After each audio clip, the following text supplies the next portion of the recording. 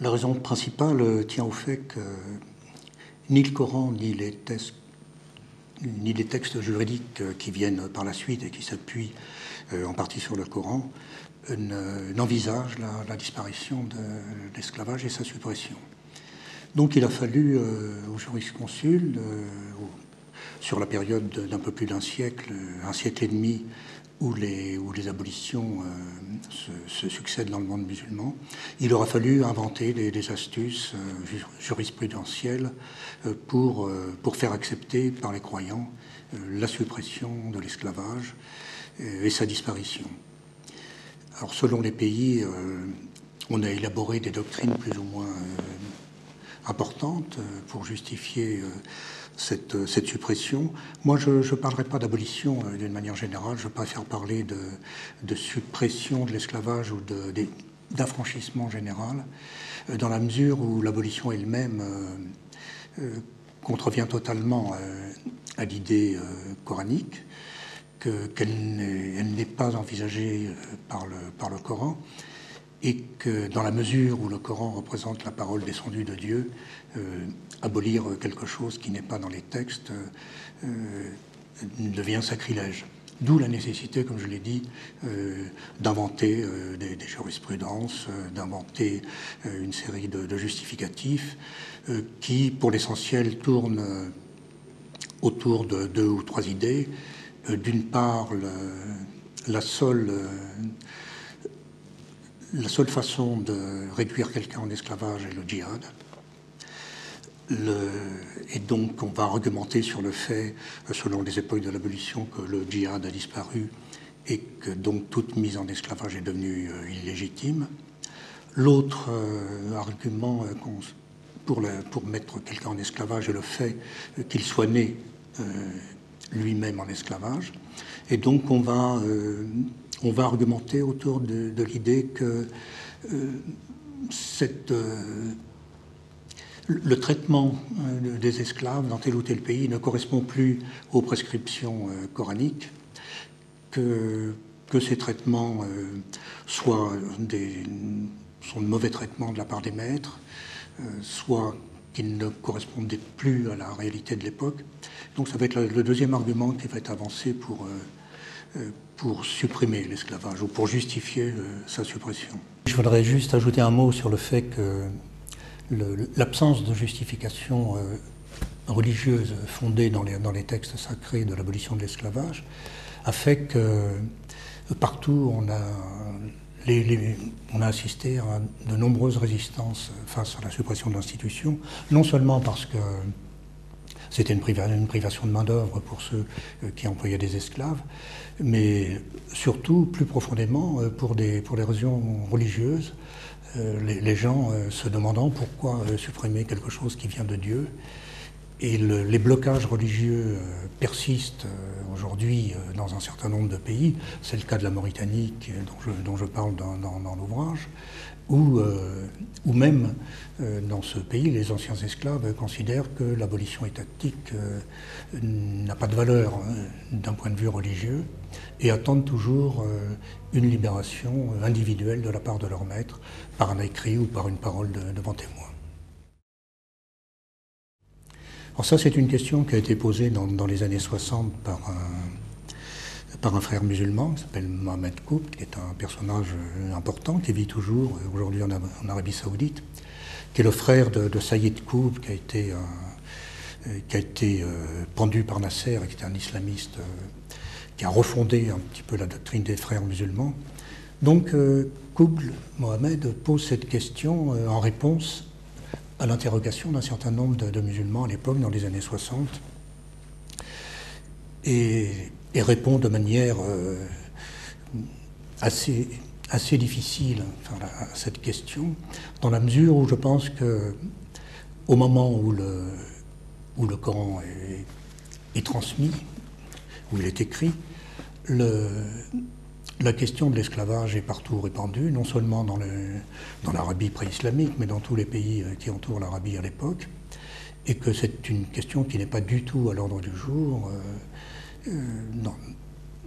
dans la réforme sociale entreprise par l'islam. Je crois que c'est la raison fondamentale pour laquelle Mohamed n'a pas supprimé ou indiqué la suppression de cette institution. Alors aujourd'hui, un certain nombre de penseurs musulmans essaient de montrer que l'idée était contenue dans le Coran en s'appuyant notamment sur la multiplicité des affranchissements, 18 au total prévus dans le livre, et que leur argument est de dire que l'institution aurait dû mourir de sa belle mort, mais dans la réalité, on constate que dans aucun pays musulman, l'institution n'est morte de cette manière, et qu'il a fallu l'intervention des jurisconsuls, des pressions extérieures ou des pressions internes pour arriver à la suppression de l'institution. Bien que les 5 cas étudiés dans le livre s'étendent sur 150 ans, à chaque fois on a assisté à un certain nombre de pressions extérieures pour amener à la suppression de l'institution. Au XIXe siècle, on se souvient de la campagne extrêmement importante menée par la Grande-Bretagne, à la fois pour la suppression de l'esclavage du côté occidental et du côté oriental aux musulmans. Les pressions étaient extrêmement fortes de la part des Britanniques sur toutes les sociétés musulmanes, que ce soit le Khénif en Égypte, en Iran, en Irak, dans le Golfe Persique. Et donc ces pressions ont été extrêmement vives, mais à mon avis, elles ne suffisent pas à expliquer totalement le processus qui mène à l'abolition. Il a fallu à chaque fois un certain nombre de circonstances internes qui ont rendu possible la suppression de l'esclavage sans que les pressions extérieures, aussi importantes qu'elles fussent, soient suffisantes pour expliquer qu'on arrive à cette suppression. Et en particulier, le cas de la Mauritanie, le plus récent, est évident. Il y a eu la création à l'intérieur du pays d'un mouvement anti-esclavagiste dans les années 1975, dans le cadre d'un conflit avec le Front Polisario. Et la pression a été très forte sur le gouvernement dans la mesure où une grande partie des troupes engagées dans cette guerre étaient des gens, les soldats d'origine servile, des Haratines. Et le mouvement a pris de l'ampleur au moment de la démobilisation de ces Haratines, qui ont fait pression sur le gouvernement. Il y a eu un certain nombre de manifestations. Donc dans ce cas, la pression interne a été extrêmement importante pour amener le gouvernement à prendre une mesure d'abolition en 1980. Ailleurs, comme en Arabie Saoudite, où les pressions externes étaient importantes, la Grande-Bretagne, la France, et aussi à l'époque les Nations Unies, puisque c'est une abolition également tardive, 1962. Mais dans le cas de l'Arabie Saoudite, la situation interne également était importante dans la mesure où il y avait un mouvement d'un certain nombre de princes libéraux, disons, qui souhaitaient moderniser les institutions, qui souhaitaient même, dans certains cas, avoir une constitution, une véritable constitution. Et le mouvement de ces princes, qu'on a appelé un peu vite les princes rouges, a joué un rôle important dans la mesure où il s'appuyait sur une fraction relativement importante de la population. Et ça a été une des raisons internes à la suppression de l'esclavage en Arabie Saoudite. Une autre raison est le fait que le pays est un pays pétrolier et que la suppression s'est faite avec indemnisation des maîtres et qu'évidemment la richesse pétrolière n'était pas complètement étrangère à la résolution de cette situation. L'Occident est peut-être trop, je crois qu'il faut dire vraiment la Grande-Bretagne qui a mené campagne dès le XVIIIe siècle pour la suppression de la traite d'abord,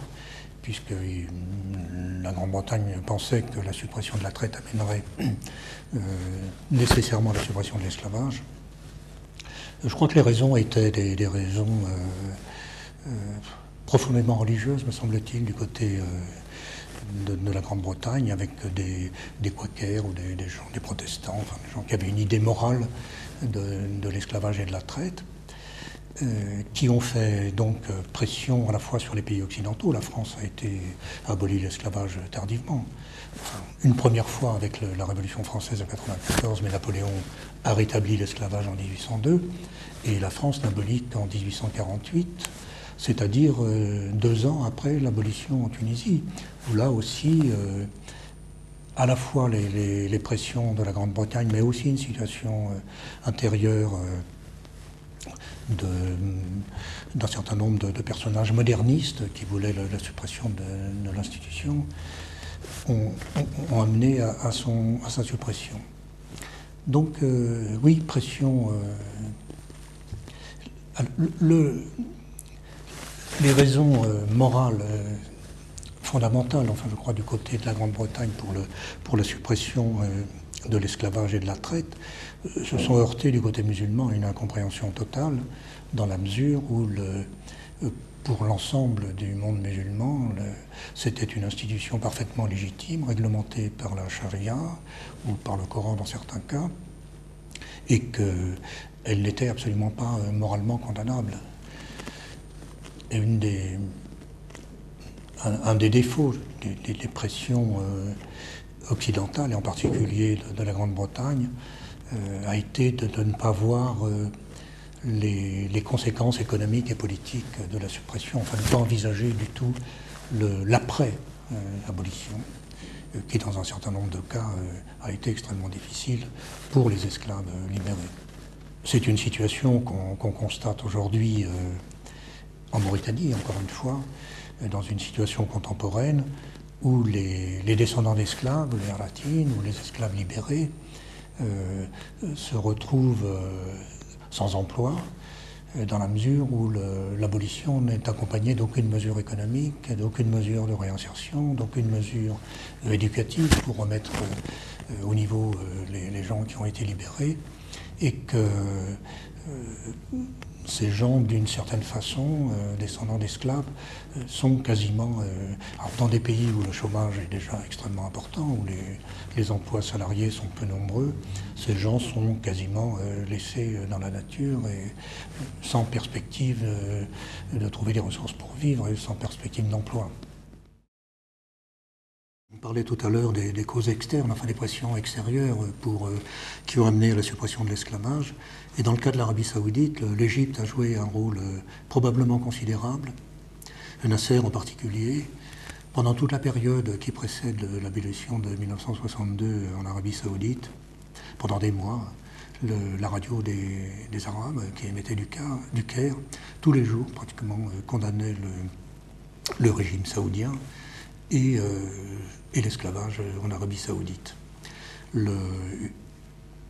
Les opposants internes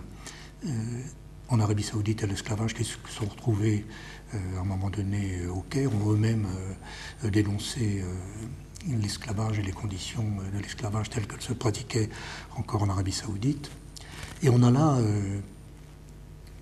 probablement au sein du monde musulman la pression la plus forte vis-à-vis d'un autre pays musulman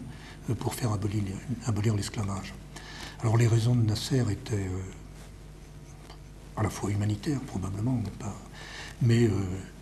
entraient également dans le cadre d'une lutte pour se disputer le leadership au Moyen-Orient à l'époque, après les décolonisations, et sa vision laïque